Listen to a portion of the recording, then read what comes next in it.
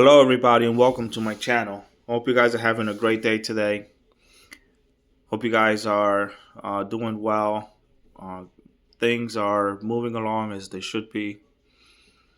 Uh, I made a video, and the video wasn't really what I wanted it to be, and I took it down. So I don't know if you saw that. It was a channeling from Orion. So what happens with channeling? Like, you can connect with beings that are outside of the body, that have left the body, and you can connect with beings that are everywhere, out of space and things like that. So I connected with a being from Orion, a priestesses from Orion. That's her background is Orion, in a lot of ways. Um, and some Orions and Syrians created another race of beings, and she's from that race of beings. Uh, hmm. and I'm connecting with her energy right now. The Orion energy is amazing, guys. It's very pleasurable. It's very it it pulls you in a certain way. It's comforting. It's like a lazy boy couch. It's like liquid cotton candy, and you can drink it all day. It's like honey and milk. You know, it's good. It's just its presence. It's very subtle. It's alluring. I feel her energy right now. I feel the Orion energy now as we speak, and I'm coming back to this moment in time to reiterate for myself what I had that channeling for, which was a good channeling. It wasn't bad, and it wasn't anything specific about us, but it was a presentation saying hello, introducing herself in so many ways. She said that to give herself a name, which she can, we wouldn't be able to pronounce it in English.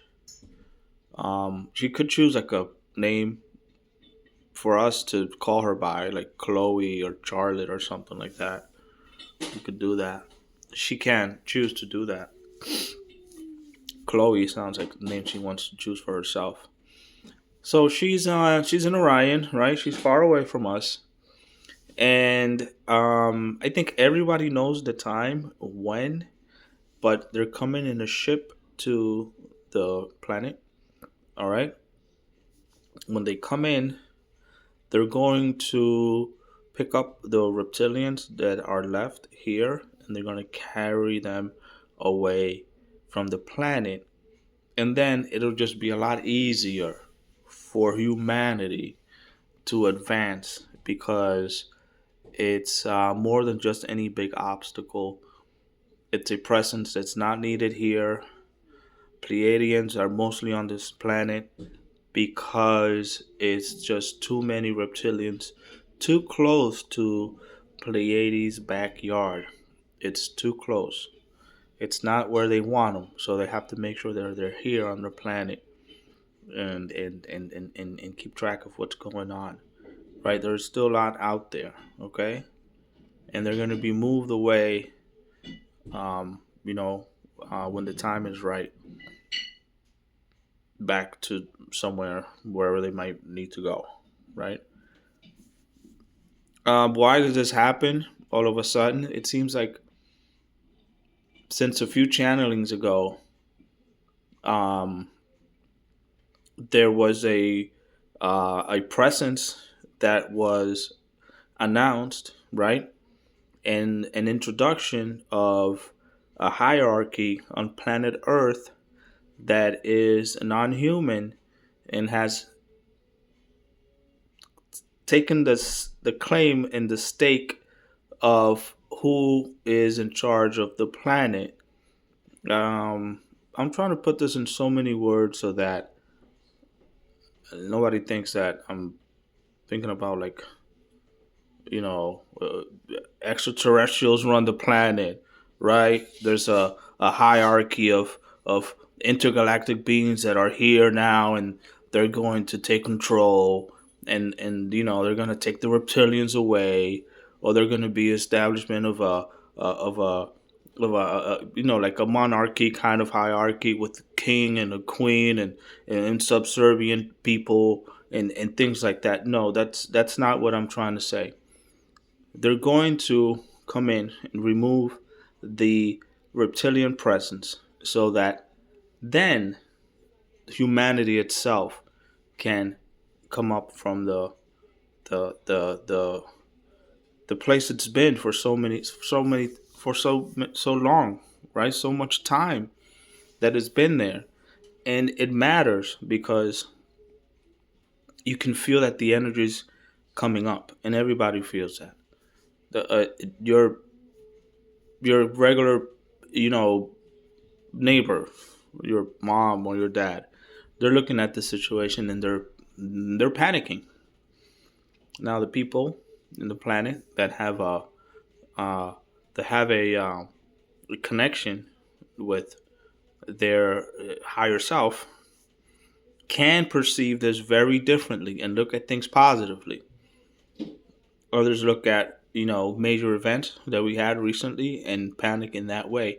But still, the shift of the energy is felt differently for different people at different times, and that's what's noticeably happening for the removal of the reptilians that are still here for the foreseeable future. It's it's just the next step, right? So that the planet and the people can breathe a little easier, less. You'll see just a lot of things just clear up, and the way that most people that are not used to this are going to perceive the changes is that the usual, you know, the usual things you see on TV um, isn't going to bring that feeling of we live in a planet that has these reptilian influences. This planet has 85% reptilian influence, and it's in our behavior, it's in our social status, it's in our economic status, it's embedded in our way of life.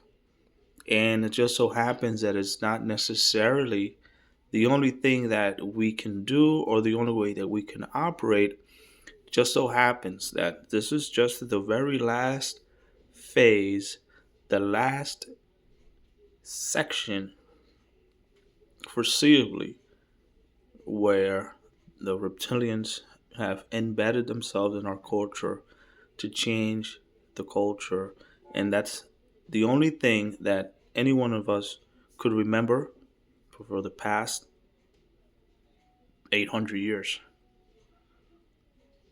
And we had different kinds of influences at different times that we're not aware of anymore. You know,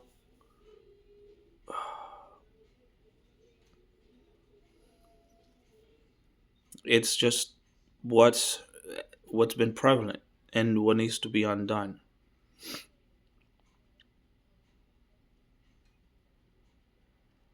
It's a good idea to go back and read all the correspondence that Jefferson had with his good friend. I can't remember who it was after the Constitution. And obviously, he lived his life past Congress at a point where he was retired in a way. He went back to Monticello, and he's just kind of reminiscing a lot. And it's all written down. I think it's here in Boston where he starts to kind of unravel a lot of the things that happened between the creation of the United States and then for as long as he lived thereafter. It's a good read, and a lot is said. There's a lot said there, and it's a good read. You can pull that up and read it. It'd be nice. Um, I kind of saw. I I only just heard a section of it on YouTube. I found a long time ago, but still, he leaves it for the people to take care of their needs based on the frame that the founders have given them at the time. So Chloe, a Marian priestesses. Yeah, I think that is just something that needs to be spoken of. It's a video I deleted some time ago, less than a week ago or so. It's just wasn't well made, and it's just a lot of interference and noises and stuff. I had to pause it, and it's just a whole bunch of crazy things. But it was that. You know what happens when you don't just when you don't put out information and you just kind of hold it back like I did, and I'm kind of releasing that information out. It kind of just lingers in a way, and you kind of distract your consciousness to the forward movement of how things have to present themselves, how they have to work themselves out in your mind, so that you're not left behind in a way with the information that people's given. So there's a change in management that's going on, right, for the planet, and then there's that, and then there's this contact that we're getting from these beings that are coming over, and then we're just waiting for that to happen.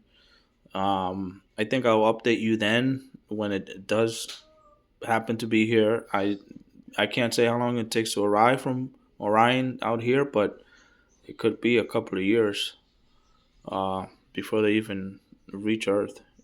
So it's just hey, we're gonna be here and we're coming and we're doing this kind of situation, and then I don't have to grasp at holding on to things like this, right? Because then it just kind of creates a weird interference when you don't start putting things out when you're supposed to at a reasonable time frame. So this is why I'm making a video now. It felt like it's been more than enough time to do the video. I can't recall when I did the last one, but either way, that's the information that we need to know. I'm keeping it short for you guys, and I hope you guys have a good rest of your evening. And I'll keep you updated with anything else that comes around in the future.